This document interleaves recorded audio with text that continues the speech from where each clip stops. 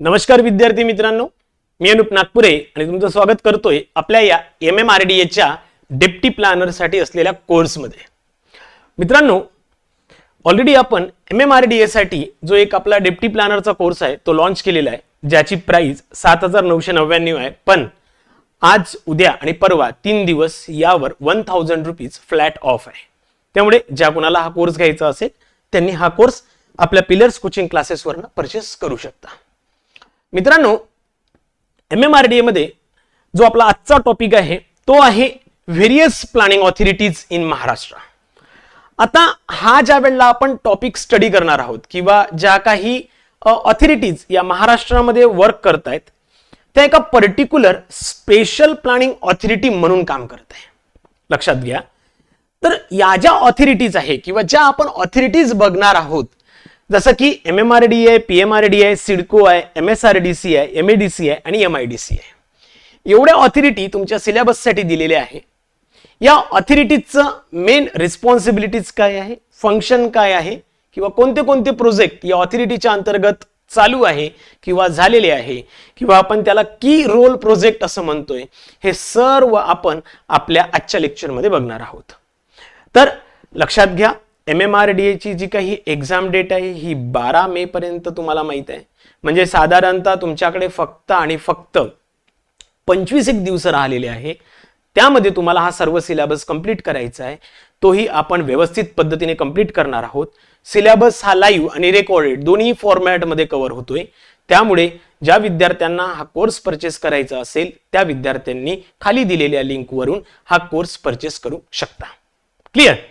तर मित्रांनो, ज्या काही व्हेरियस स्पेशल प्लॅनिंग ऑथॉरिटीज आहे किंवा ज्या काही स्पेशल प्लॅनिंग ऑथॉरिटीज आहे ज्या महाराष्ट्रामध्ये आत्ता सध्या तरी काम करत आहेत, त्या नेमक्या कोणत्या कोणत्या आहे, त्यांचं वर्क काय आहे, रिस्पॉन्सिबिलिटीज काय आहे, फंक्शन्स काय आहे, त्यांचे प्रोजेक्ट कोणते कोणते आहे, या सर्वाबद्दल आपण आजच्या व्हिडिओमध्ये बघणार आहोत। म्हणजेच काय बघा, खरं तर बऱ्याचशा केसमध्ये त्या स्पेशल प्लॅनिंग ऑथॉरिटीज चालू करण्याआधी सगळ्यात महत्त्वाची गोष्ट काय, तर तुम्हाला SPA म्हणजे स्पेशल प्लॅनिंग ऑथॉरिटीज काय असतात हे तुम्हाला माहिती असणं फार गरजेचं आहे। एक लक्षात घ्या की स्पेशल प्लॅनिंग ऑथॉरिटी म्हणजेच SPA ही एक स्टॅच्युटरी ऑथॉरिटी आहे, जी की स्टेट गव्हर्नमेंट कडून अपॉइंट केली जाते under the Maharashtra regional town planning act 1966 च्या अंतर्गत। म्हणजे आपण जो MRTP ऍक्ट स्टडी करतो त्याच्या अंतर्गत सेक्शन नंबर 40 नुसार या SPA ला अपॉइंट केलं जातं। ही ऑथॉरिटी पर्टिक्युलर एखाद्या नोटिफाईड एरियासाठी प्लॅनिंग, डेव्हलपमेंट, रेग्युलेशन्स करण्यासाठी स्थापन केली जाते। साधारणतः हा एरिया इंडस्ट्रियल झोन असू शकतो, ग्रोथ झोन असू शकतो, न्यू टाउन्स असू शकतात किंवा लार्ज इन्फ्रास्ट्रक्चर प्रोजेक्ट एरिया असू शकतो।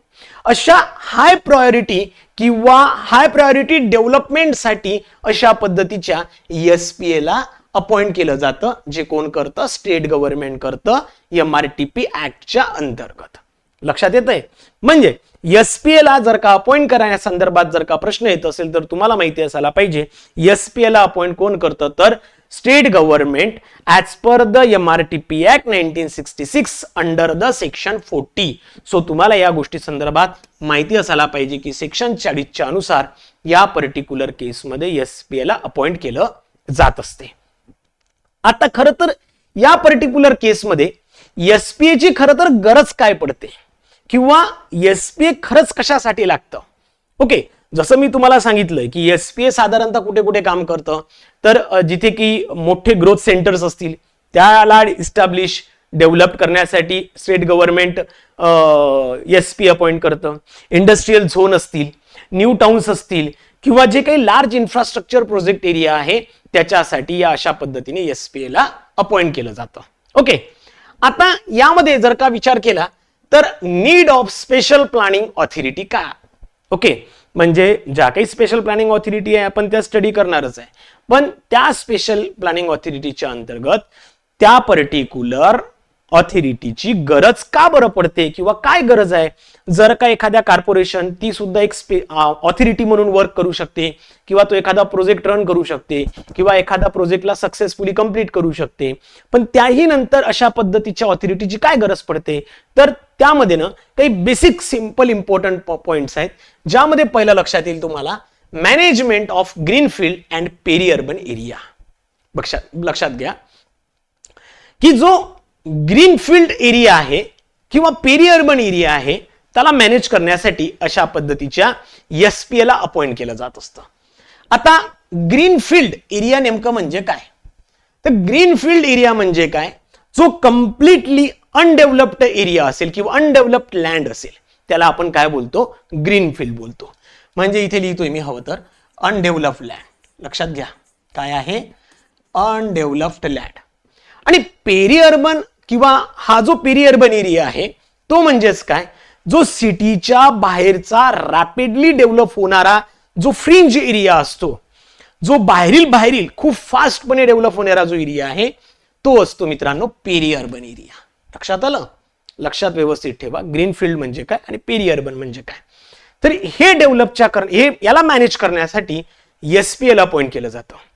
आता ज्या की स्टँडर्ड म्युनिसिपल कॉर्पोरेशन आहे, जसं की पुणे म्युनिसिपल कॉर्पोरेशन आहे, बृहन्मुंबई म्युनिसिपल कॉर्पोरेशन्स आहे, याच्यासाठी ना काही लिमिट फिक्स केले जातात. ओके, त्या लिमिटच्या अंतर्गत परफेक्ट काम चालतं, पण त्या सिटीच्या बाहेर किंवा सिटीच्या फ्रिंज एरियाला कंट्रोल करण्यासाठी एखादी स्पेशल प्लॅनिंग ऑथॉरिटी असायला पाहिजे.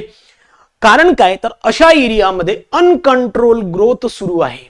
जसं तुम्ही पुण्यामध्ये बघा, मुंबईमध्ये बघा, तुम्हाला एक लक्षात येईल की जो आउटर एरिया आहे तिथे मोठ्या प्रमाणात ग्रोथ चालू आहे. आणि त्यामुळे काय प्रॉब्लेम होतो? तर सगळ्यात मोठा प्रॉब्लेम काय होतो? तर रॅन्डम प्लॉटिंग चालू आहे. असे जे काही मोठमोठे म्युनिसिपल कॉर्पोरेशन एरिया आहे तिथे रॅन्डम प्लॉटिंग चालू आहे. त्यामध्ये इन्फ्रास्ट्रक्चर प्लॅनिंग कुठेही नसते किंवा रोड, ड्रेनेज हे मिसमॅच झालेले आहेत. त्याचमुळं काय? ह्या SPA ची गरज तिथे असते. म्हणजेच काय? SPA particularly ensure the plan and systematic development instead of patch growth. म्हणजे एका छोट्या एरियाला डेव्हलप करण्यापेक्षा पूर्ण एका पर्टिक्युलर एरियाला मोठ्या प्रमाणात डेव्हलप केलं जाऊ शकतं. त्यासाठी अशा केसेसमध्ये काय? तर SPA ची गरज पडत असते. लक्षात आलं? सेकंड पॉइंट काय आहे? सेकंड आहे ऍक्सिलरेट एक्झिक्युशन ऑफ मेगा प्रोजेक्ट. आता जे मोठमोठे प्रोजेक्ट आहे ज्यामध्ये खूप कॉम्प्लिकेशन असू शकतात, जसं की काही खूप मोठे प्रोजेक्ट आहे, जसं की बँड्रा कुर्ला कॉम्प्लेक्स आहे तो एक मोठा प्रोजेक्ट, किंवा एअरपोर्ट डेव्हलपमेंट झोन जे आहे, तर अशा सारखे जे मोठे प्रोजेक्ट आहे यासाठी तुम्हाला मेट्रो कनेक्टिव्हिटीची गरज असते, स्मार्ट इन्फ्रास्ट्रक्चरची गरज असते किंवा हायटेक युटिलिटीजची गरज असते. मग जर का अशा ठिकाणी SPA नाही तर मग काय होऊ शकतं? तर मग जर का अशा ठिकाणी SPA नसेल तर मल्टिपल डिपार्टमेंट त्यामध्ये इन्व्हॉल्व्ह होतात, ज्यामध्ये बरेचदा कॉन्फ्लिक्ट्स तयार होऊ शकतात, क्लॅशेस तयार होऊ शकतात, आणि जे वर्क एका पर्टिक्युलर लिमिट मध्ये व्हायला पाहिजे, एका पर्टिक्युलर टाइम पिरियड मध्ये व्हायला पाहिजे, ते होणं शक्य नाही. ज्यामुळे मल्टिपल डिपार्टमेंट इन्व्हॉल्व्ह होतील, ज्यामध्ये तुम्हाला बघायला मिळेल की तिथे खूप जास्त कॉन्फ्लिक्ट्स तयार होतील, खूप जास्त भांडणांसारखे प्रकार असतील, किंवा ते काम खूप जास्त प्रमाणात डिले होऊ शकतं. मग या संपूर्ण केसला जर का अवॉइड करायचं असेल तर SPA काय करतं? SPA हे एक सिंगल विंडो क्लिअरन्स सिस्टीम देते. लक्षात आलं की फक्त आणि फक्त SPA will handle the total project. Okay, fast decision making process आहे ती हँडल करण्याचं काम कोण करू शकतं? SPA करू शकतं. किंवा एक्सपर्ट प्लॅनिंग आणि एक्झिक्युशन. त्यामुळे काय होतं की मेगा जो प्रोजेक्ट आहे किंवा जो खूप मोठ्या प्रमाणात आपण एखादा पर्टिक्युलर प्रोजेक्ट डिझाईन करतोय, कंप्लीट करायचा प्रयत्न करतोय, तो within a time limit, within a particular fund तो कंप्लीट केला जाऊ शकतो. त्यामुळेच मित्रांनो त्या पर्टिक्युलर प्रोजेक्टला accelerate the execution of mega project साठी तुम्हाला काय? SPA ची गरज पडते. ओके, आता असे भरपूर साऱ्या SPA आहे ज्या की आपण पुढच्या काही लेक्चरमध्ये बघणारच आहोत की कोणत्या कोणत्या SPA कोणत्या लेवलवर काम करतात हे सुद्धा आपण बघणार आहोतच. त्यानंतर थर्ड आहे युनिफाईड रिजनल कोऑर्डिनेशन. आता युनिफाईड रिजनल कोऑर्डिनेशनच्या संदर्भात जर बघितलं गेलं तर जे की मेट्रोपॉलिटन रिजन्स आहे, पुणे आहे, मुंबई आहे, नागपूर आहे, तिथे मल्टिपल काउन्सिल किंवा hundreds of villages are get involve in that particular area. एक सिंपल एक्झाम्पल जर का द्यायचं गेलं तर तुम्हाला एक लक्षात येईल की त्यामध्ये एक सिंपल एक्झाम्पल असं आहे की पीएमसी आणि पीसीएमसी, बरोबर आहे, दोन्ही म्युनिसिपल कॉर्पोरेशन आहे आणि दोघांना जर का एखाद्या केसमध्ये जर का टाउन प्लॅनिंग स्कीम घ्यायची असेल किंवा आयटीपी घ्यायची असेल तर त्या केसमध्ये जर का आयटीपी आपण वेगळं करूया, आपण टाउन प्लॅनिंग स्कीमच्या संदर्भात बोलूया. जर का टाउन प्लॅनिंग स्कीम घ्यायची असेल तर त्या केसमध्ये जर का बघायचं गेलं तर मग दोन म्युनिसिपल कॉर्पोरेशन त्यामध्ये इन्व्हॉल्व आहे. म्हणजेच काय, कॉन्फ्लिक्ट होण्याचे चान्सेस आहे, त्यामध्ये काहीतरी प्रॉब्लेम होण्याचे चान्सेस आहे. म्हणजे जी टाउन प्लॅनिंग स्कीम एका पर्टिक्युलर टाइम पिरियडमध्ये कंप्लीट व्हायला पाहिजे ती कुठेही होणार नाही किंवा होण्याचे चान्सेस नाही. त्याचमुळे काय तर मल्टिपल म्युनिसिपल काउन्सिल्स किंवा खूप जास्त मोठमोठे विलेजेस हे मेट्रो किंवा लार्ज मेट्रोपॉलिटन एरियामध्ये असतात. मग या पर्टिक्युलर मेट्रोपॉलिटन मध्ये प्रॉब्लेम काय होतो तर काय सगळ्यात महत्वाचं की परफेक्ट प्लॅनिंग थांबते, इन्फ्रास्ट्रक्चर डिस्कनेक्ट होतं आणि अशाच पर्टिक्युलर गोष्टीसाठी एसपीएचा मेन रोल काय असतो तर मायक्रो लेवल कोऑर्डिनेशन तिथे होते.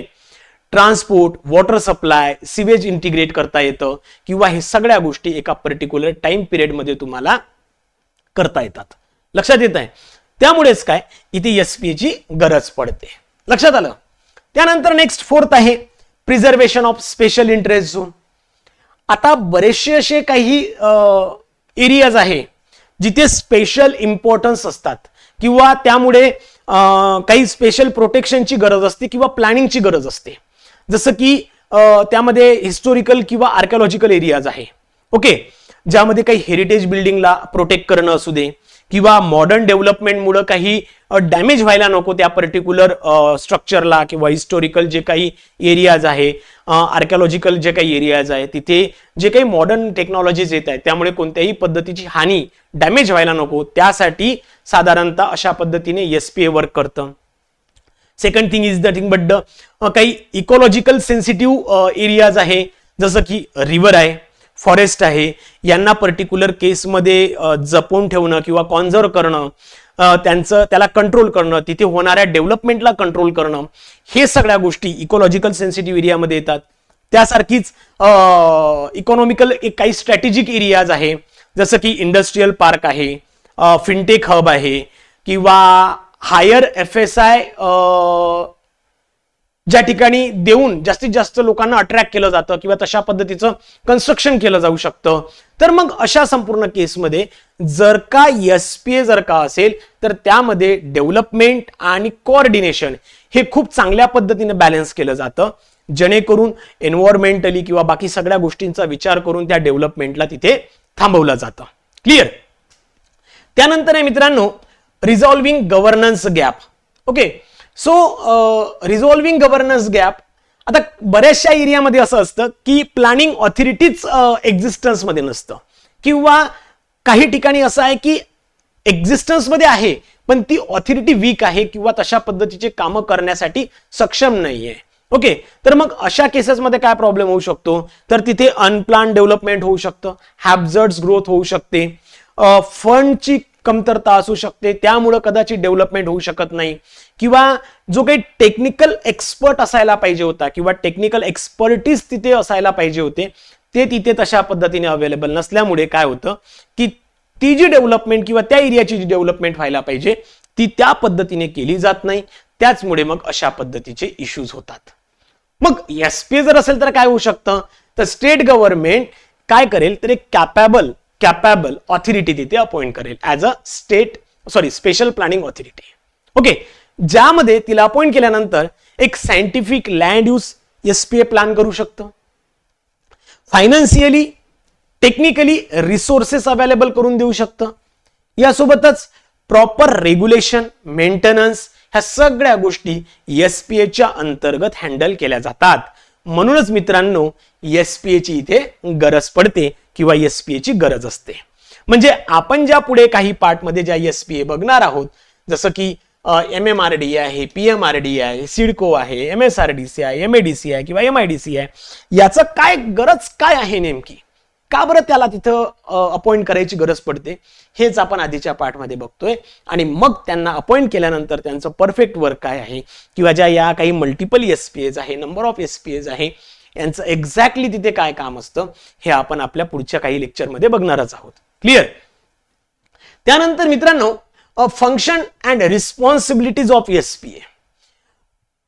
ज्या वेळेला एखादी SPA त्या पर्टिक्युलर एरियासाठी किंवा त्या पर्टिक्युलर झोनसाठी अपॉइंट केली जाते किंवा प्रोजेक्टसाठी अपॉइंट केली जाते, त्यावेळेला त्याचं जे मेन रिस्पॉन्सिबिलिटीज आहे किंवा फंक्शन्स आहे हे बेसिकली 4 पार्टमध्ये डिवाइड केलं जातं. पहिला आहे डेव्हलपमेंट प्लॅनिंग, म्हणजेच काय, विकास नियोजन ज्याला बोलतो.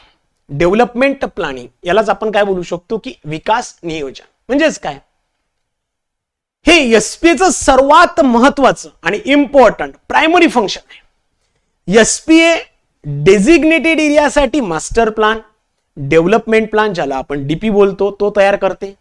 त्यासोबतच लँड यूज प्लॅन तयार करते, ज्यामध्ये रेसिडेन्शियल, कमर्शियल, इंडस्ट्रियल अशा पद्धतीचे झोनिंग फॉर्म करते. त्यासोबतच फ्युचर ग्रोथ, पॉप्युलेशन, इन्फ्रास्ट्रक्चरच्या काही नीड्स असेल तर या विचारात घेऊन प्लॅनिंग प्रोसेस अप्लाय करते. म्हणजेच हॅझार्ड डेव्हलपमेंट जर काही होत असेल तर ते तिथेच अवॉइड केलं जातं किंवा थांबवलं जातं. आणि सायंटिफिक सिस्टमॅटिक ग्रोथ ही फॉर्म करण्याचा प्रयत्न या पर्टिक्युलर केसमध्ये SPA करतं. लक्षात आलं. Second thing, control development. Control याला आपण असं म्हणू शकतो विकास नियंत्रण. लक्षात घ्या, यालाच काय बोललं जातं, विकास नियंत्रण. म्हणजे प्लॅनिंग केल्यानंतर, म्हणजे पहिल्या केसमध्ये तर प्लॅनिंग होणार, सेकंड केसमध्ये काय होतंय व्यवस्थित समजून घ्या. प्लॅनिंग केल्यानंतर त्याचं प्रॉपर इम्प्लिमेंटेशन करणं हे तेवढंच महत्वाचं आहे जेवढं की डेव्हलपमेंट प्लॅन करणं होतं. म्हणजेच काय, SPA काही महत्वाच्या गोष्टींना खूप इम्पॉर्टन्स देतं. जसं की बिल्डिंग परमिशन देताना सगळ्या गोष्टी, सगळ्या बाबी व्यवस्थित पद्धतीने चेक करणं, त्यानुसार झोनिंग रेग्युलेशन्स फॉलो करणं किंवा ते होत आहेत की नाही किंवा त्याच पद्धतीने ते त्या झोनमध्ये येत आहेत की नाही ते तपासणे. त्यासोबतच जे काही डेव्हलपमेंट कंट्रोल रेग्युलेशन्स असतील त्यानुसारच त्या सर्व गोष्टी इम्प्लिमेंट होत आहेत की नाही ते चेक करणं. जर काही in case illegal, unauthorise construction असेल तर त्यावर ऍक्शन घेणं. ह्या सर्व गोष्टी SPA या पर्टिक्युलर कंट्रोल डेव्हलपमेंट मध्ये करत असतं. म्हणजेच काय, यामध्ये सगळ्यात महत्वाचा भाग काय, तर जे काही लिगल बांधकाम आहे ते या पर्टिक्युलर केसमध्ये थांबवलं जातं किंवा इलिगल किंवा अनऑथराइज जे स्ट्रक्चर असतील त्यावर ऍक्शन घेतली जाऊ शकते. त्यानंतर एक कंट्रोल डेव्हलपमेंटच्या संदर्भात एक खूप शब्द महत्वाचा आहे की अर्बन डिसिप्लिन मेंटेन करतात. SPA काय करू शकते तर अर्बन डिसिप्लिन मेंटेन करू शकते. म्हणजे अर्बन एरियाला ज्या वेळेला एका पर्टिक्युलर लेवलवर तुम्हाला याला डिझाईन करायचंय, तयार करायचंय, त्यावेळेला तिथे जो काही डिसिप्लिन मेंटेन करणं आहे तो मेंटेन करण्याचं मेन काम कोण करतंय, SPA करतंय. क्लिअर. थर्ड महत्वाचं आहे इन्फ्रास्ट्रक्चर प्रोजेक्ट. म्हणजेच ज्या काही मूलभूत सुविधा आहे त्यांचा विकास करणं. म्हणजे SPA डिरेक्टली इन्फ्रास्ट्रक्चर डेव्हलपमेंट जे आहे ते स्वतःच्या अंतर्गत घेतं.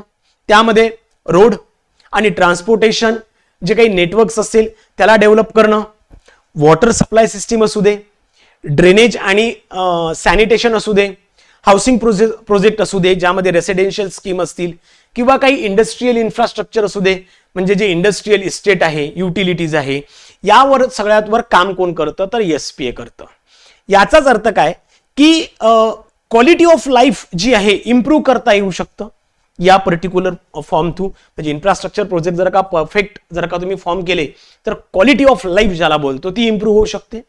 त्यासोबतच इकॉनॉमिक डेव्हलपमेंट जी आहे ते 100% वाढणार आहे किंवा रॅपिडली ग्रोथ होऊ शकते. जर का तुम्ही एखाद्या शहराचा जर का विकास झालाय आणि परफेक्ट जर का झाला असेल तर 100% तिथे इकॉनॉमिक डेव्हलपमेंट मोठ्या प्रमाणात केलं जात असतं किंवा होऊ शकते.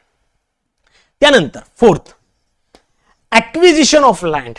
ओके, ऍक्विजिशन ऑफ लँड, ज्याला आपण जमीन संपादन किंवा जमीन अधिग्रहण बोलतो, म्हणजेच काय, डेव्हलपमेंटसाठी जी लँड लागणार आहे किंवा डेव्हलपमेंटसाठी जी काही लँड अवेलेबिलिटी आहे ती सगळ्यात महत्वाची असते.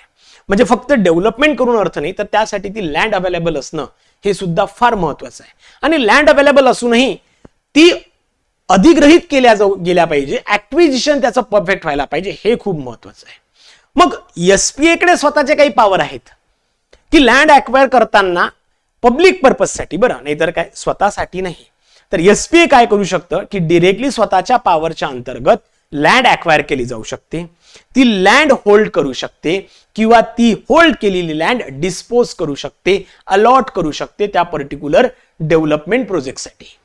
म्हणजेच काय, लँड प्रोजेक्ट्स इम्प्लिमेंट करणं शक्य होते, म्हणजे इझिली जे काही प्रोजेक्ट्स आहेत ते इझिली इम्प्लिमेंट करता येतं.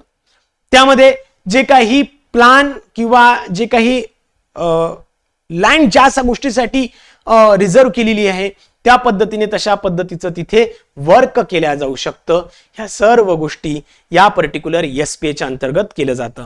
म्हणजे मेन जर का तुम्ही बघितलंय तर these are the 4 important points of SPA. या 4 पॉइंटच्या अंतर्गत एसपीए त्या तशा पद्धतीने काम करतं. क्लिअर. मग आता आपल्या सिलेबसला कोणकोणत्या एसपीएज आहे, तर सगळ्यात महत्वाचं आहे MMRDA, जिला आपण बोलतो Mumbai metropolitan regional development authority. Second आहे PMRDA, ज्याला आपण बोलतो Pune metropolitan region development authority. Next CIDCO, city industrial development corporation. MSRDC, Maharashtra state road development corporation. Next MADC, Maharashtra airport development company किंवा limited company. MIDC, Maharashtra industrial development corporation. एवढ्या SPA तुम्हाला सिलेबसला आहे. म्हणजे 1, 2, 3, 4, 5 आणि 6 या 6 एसपीए तुम्हाला आपल्या सिलेबसला स्टडी करायच्या आहेत. त्यामुळे एक लक्षात घ्या, ह्या सर्व एसपीए आपल्याला व्यवस्थित पद्धतीने स्टडी करायचं आहे आणि याला स्टडी करताना सगळ्या गोष्टी खूप व्यवस्थित पद्धतीने लक्षात ठेवायच्या आहे, प्रॅक्टिकली ओरिएंटेड लक्षात ठेवायचे आहे, जेणेकरून जर का यावर प्रश्न आला तर तो तुम्हाला इझिली आणि खूप चांगल्या पद्धतीत सॉल्व्ह करता येईल. तर आजच्यासाठी थांबतोय. ज्या विद्यार्थ्यांना आपला कोर्स परचेस करायचा असेल तर आज, उद्या आणि परवासाठी फ्लॅट 1000 रुपीज ऑफ चालू आहे, ज्यामध्ये तुम्हाला लाईव्ह आणि रेकॉर्डेड डेप्टी प्लॅनरच्या संदर्भातला सर्व पार्ट जो आहे टेक्निकलचा हा सर्व इथे अवेलेबल करून दिला जाईल, ज्यासाठी 6 महिने व्हॅलिडिटी सुद्धा ठेवल्या जाईल. क्लिअर. तर मित्रांनो इथे थांबतोय. भेटूया आपण आपल्या पुढच्या व्हिडिओमध्ये. तोपर्यंत धन्यवाद.